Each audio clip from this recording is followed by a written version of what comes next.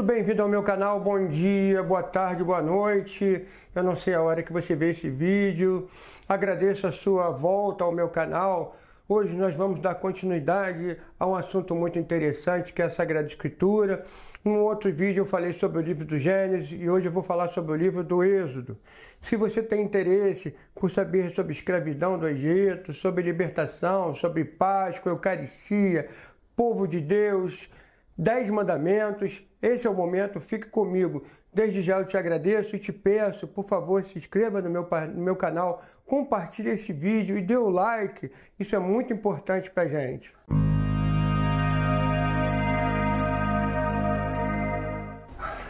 Então agora vamos começar falando sobre o livro do Êxodo, não é? Eu terminei o livro do Gênesis falando exatamente da última história, a história de José. José que vai levar seu pai Jacó para o Egito no momento de fome, no momento de seca, em toda aquela região ali. Então, vamos falar um pouco sobre esse país aí, sobre o Egito, sobre a Palestina, sobre aqueles povos da montanha, ok? O Egito, naquela época, era o país que dominava toda aquela região. Inclusive, o que hoje a gente chama de Palestina. Os hebreus, por sua vez, vão chamar de Canaã, da Terra Prometida. Exatamente, a Terra Prometida, Canaã, é a Palestina. Daí você já começa a entender de cara porque tanta briga até hoje entre eles lá, acabam que são primos, são filhos do mesmo pai, que é o Abraão. Ok? Então, o Egito, por sua vez, ele vai dominar aquela região de uma maneira econômica e política. Falar em escravidão não é necessariamente falar quando a gente pensa em escravidão, a gente sempre pensa aqui na escravidão igual ao do Brasil. Mas não é isso, não. Imagine o seguinte, o Egito, ele domina de uma maneira não só social, mas política e econômica também. Então, quando nós falamos de escravidão, nós falamos também de tributação. E naquela época, tributar significa o seguinte, se você produz alguma coisa, a maior parte da sua produção, você tem que pagar ao seu senhor, que no caso seria o Egito. Então, o que acontece? Quando se fala em escravidão, se fala em um lugar onde é infértil, ter que produzir de uma maneira tal, às vezes de maneira fora do normal, para pagar um tributo a alguém que não tem nada a ver contigo. Tá bom? Então, por aí nós já vemos que começam os problemas. Outra coisa hebreu, esse termo hebreu, de onde vem isso? Imagine o seguinte, você tem o Egito e você tem aqueles clãs, aquelas famílias que vivem ali nas redondezas, nos arredores do Egito, inclusive nas montanhas. Existe um grupo que ora está nessas cidades, ora está nas montanhas. Esses grupos são denominados os apirus. Apiru, hebreu. Esses são o povo hebreu, ok? Então eles, na verdade, eles não vão ter um lugar fixo, eles são chamados nômades. A grande atividade econômica do nômade naquela região é o pastoreio, é cuidar de rebanhos, né, de ovelhas, essas coisas mais. Então o que vai acontecer? Quando José é vendido pelo seu irmão e vai como escravo para o Egito, ele tem aquele dom, nós vemos lá no livro do Gênesis, né? A última história do Gênesis, a história de José, ele tem aquele dom de saber interpretar os sonhos. José usa isso a seu favor e ele acaba virando vice-rei do Egito. O faraó é seu amigo. O que vai acontecer? Ele vê lá, de acordo com o sonho do faraó, que vão acontecer 7 anos de fartura e depois 7 anos de fome, de miséria. Imediatamente, o faraó manda construir aqueles silos enormes para estocar comida. E aí vem a pergunta, de onde vem essa comida? Como estocar isso tudo? Exatamente. Então nós começamos a entender melhor esse termo escravidão. Todo aquele povo daquela região vai trabalhar, vai ajudar o egípcio a encher as suas reservas. Isso não é nada diferente do que acontece no dia de hoje, não é? Então, quando começa o período de fome, o que José faz? José traz o seu pai Jacó para dentro do Egito. Vejam, José traz todos os hebreus para dentro do Egito? Não, José traz seu pai com seus 11 irmãos. Então, são essa tribo de Jacó, né, que depois vai ser denominada Israel, que está dentro do Egito. É essa tribo que vai crescer. Continuando a história. Morre José. Jacó já morreu, morre José. Morre o faraó, que conhecia José. E aí vem um faraó que não tem nada a ver com a história. E ele começa a perceber o quê? Que aquele pessoal hebreu, eles estão crescendo dentro do Egito. Isso é uma ameaça. Por quê? Porque você, um exemplo, você tem 30 bolas pretas e você tem 10 bolas brancas, quem é que domina? São 3 pretas para cada uma branca. Então, na verdade, o faraó percebe o quê? Que tem que dar aí um basta nesse crescimento. O que ele faz? Ele fala para as parteiras, olha, se nascer mulher, beleza. Se nascer homem, mata. E também, de outra forma, o que ele faz? Ele começa a aí sim, vem em si a escravidão pesada, ele começa a sobrecarregar aquelas pessoas que estão ali dentro do Egito, aqueles hebreus, com trabalhos, ele duplica, ele triplica o trabalho daqueles homens. Para quê? Para que eles fiquem amuados, dominados. E aí, continuando a história, aquele povo clama, aquele povo se sente prejudicado, não é? Tudo isso a gente vê escrito lá no Gênesis, e até que nós temos a história de Moisés. Esse nome Moshe, Moisés, significa salvo das águas. É exatamente a negação da parteira de matar aquela criança que nasceu homem. Eles colocam, né, o garoto naquele cesto e lá a filha do faraó vai achar lá o cesto, vai tirar ele das águas e vai criar ele como filho. É importante frisar que Moisés, ele cresce na corte egípcia. Ou seja, Moisés é um príncipe do Egito. Quando ele mata aquele egípcio lá para proteger o hebreu, ele já está com certa, digamos assim, a palavra que eu vou usar, ele já fica com uma certa tendência a romper com tudo aquilo. É a chamada crise existencial. Então, depois daquele problema, ele é descoberto, o faraó manda matar Moisés e Moisés foge. Nesse momento, Moisés vai lá para a casa, né, do Jetró. Vejam, Jetró não é um qualquer. Jetró não é apenas um homem do deserto. Ele é sacerdote do Deus Altíssimo, sacerdote de Midian.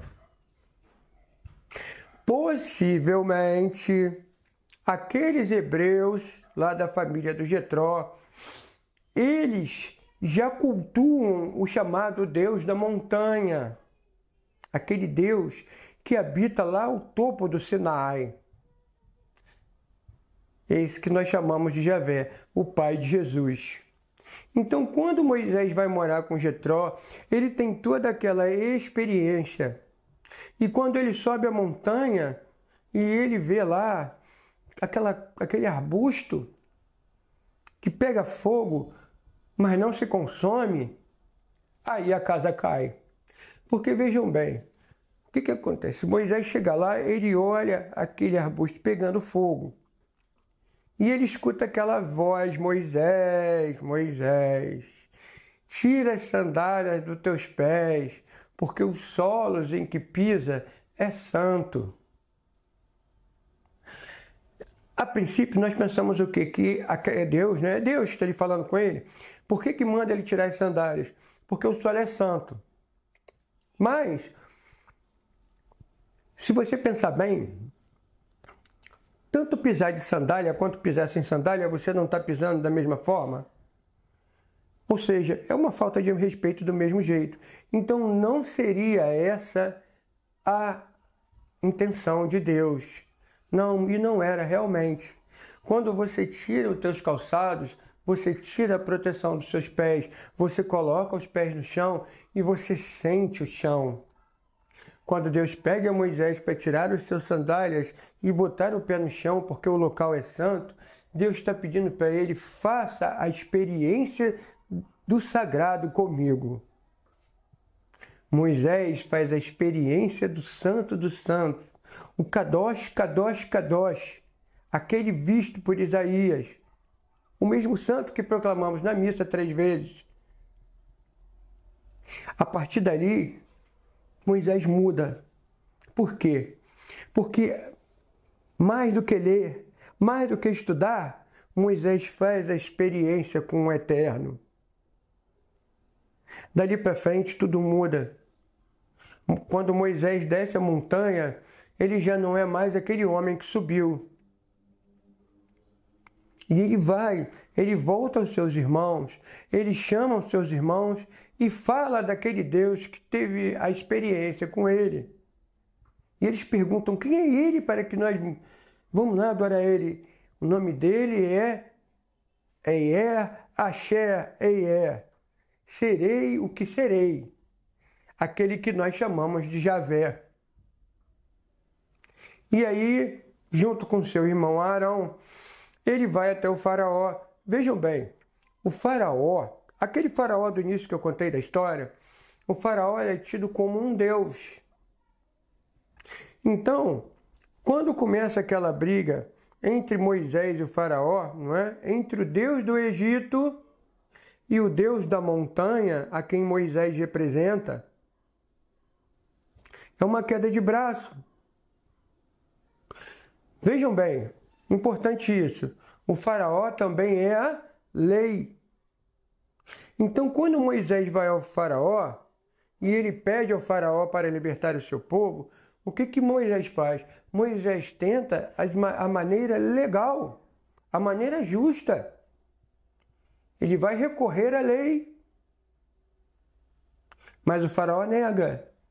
Então, depois de esgotadas todas as vias legais, aí começam então os fenômenos sobrenaturais. E começa aquela batalha das pragas, até que vem então a última praga, que é a morte dos primogênitos. O que significa a morte dos primogênitos? É a destruição da raiz daquele país. Por quê? Porque o primogênito é o que sucede o pai. Então, morrendo o primogênito, não tem mais ninguém. Aquela política, aquela economia acaba ali. Vamos então para o outro momento importante do Êxodo. Nós temos as duas festas, não é? A festa dos ázimos e a festa da chamada Páscoa, dos cordeiros imolados, da Páscoa, digamos assim. Então, o que é uma coisa e o que é outra coisa? Os pastores acreditavam que existia um demônio da morte. Então, o que eles faziam? Eles imolavam um cordeiro e pintavam o umbral das casas para que aquele demônio, quando visse aquele sangue no umbral... Por que o sangue? Porque o sangue é vida. Então, quando o demônio da morte via aquele sangue no umbral, ele pulava aquela casa. A palavra Pesach, nós falamos Páscoa, ela significa saltar. E a festa dos ázimos, que é o pão sem fermento? O fermento ele é feito da colheita já do ano anterior. Então, na verdade, o que era feito? Era um pão só com aquela colheita do ano, sem misturar com a colheita do ano, do fermento da colheita do ano anterior. Ou seja, não se misturava o novo com o velho. E isso durava um tempo até que o fermento pudesse ser feito do pão novo. Quando os hebreus saem do Egito, não é? Essas festas se unem. Eles comem tudo junto, cingido a cintura, com cajado na mão. Por quê? Porque estão com pressa, eles vão fugir. Então tem que comer e vai saindo comendo. Essa é a ideia. Com Jesus, isso vai tomar outro significado. Jesus é o próprio Cordeiro. Isso nós vamos falar mais na frente. Então, a libertação, por que é tão importante? Porque um povo liberto, ele tem sobre si o domínio da economia, da política, da sociedade, enfim, ele se estrutura livremente. Ele é senhor de si. Por isso o problema da liberdade. Então, na verdade, quando eles chegam no deserto, há o quê? Há um choque de realidade. Eles começam a querer voltar, não é? Eles começam a questionar. Peraí, Moisés, você trouxe a gente para cá? Você tirou a gente do comodismo do Egito para a gente vir morrer no deserto? É o choque do homem novo com o homem velho. Quando nós saímos do nosso comodismo, nós somos obrigados a trabalhar, nós somos obrigados a nos reinventar. E, lendo o livro do Êxodo, nós sabemos que o povo vai vagar no deserto por 40 anos. Esse é o tempo que eles vão ficar ali andando pelo deserto, até conseguir atingir a terra prometida, Canaã. E aí então nós temos a continuação da história com Josué. Pois bem, é importante a gente entender o seguinte: o que fica do livro do Êxodo para nós? Aquela liberdade daquele povo, ela tem uma lei, os 10 mandamentos. Quando Moisés sobe a montanha, recebe de Deus aquelas tábuas com as suas leis escritas. Dentro daquelas 10 normas, nós temos uma principal, que é não matar. Não podemos esquecer que a vida é o maior presente dado a nós por Deus. Por isso, só Deus tem o direito de tirar a nossa vida. Quando você não mata, você ama Deus e o seu próximo. Você honra o seu pai e a sua mãe. Você faz todos os outros mandamentos. Isso é muito importante. Entenda, mais uma vez, a Bíblia, ela não tem como ser lida de uma maneira só. Tudo isso que eu estou falando é apenas uma parte, um início, para que você possa caminhar. Tenha sempre em mãos a introdução do livro, um bom dicionário bíblico, algo que possa te dar base para que você pesquise. Cuidado com as pessoas que afirmam é assim, é assado, é assim, é assado. Não temos como provar 100% de tudo que ali está escrito. Não estávamos lá. Tudo o que aconteceu na Bíblia é verdade. Lembre sempre disso. mas nem tudo aconteceu como ali está escrito. Ok? E eu tenho certeza que assim, dessa maneira, Deus vai fazer maravilhas na sua vida. Porque pense bem, escute bem, se o mar não se abrir para você passar, com Jesus e em Jesus, você vai passar por cima dele. Fique com Deus e até a próxima. Não se esqueça, se inscreva no canal, compartilhe esse vídeo, dê o seu like. Até logo.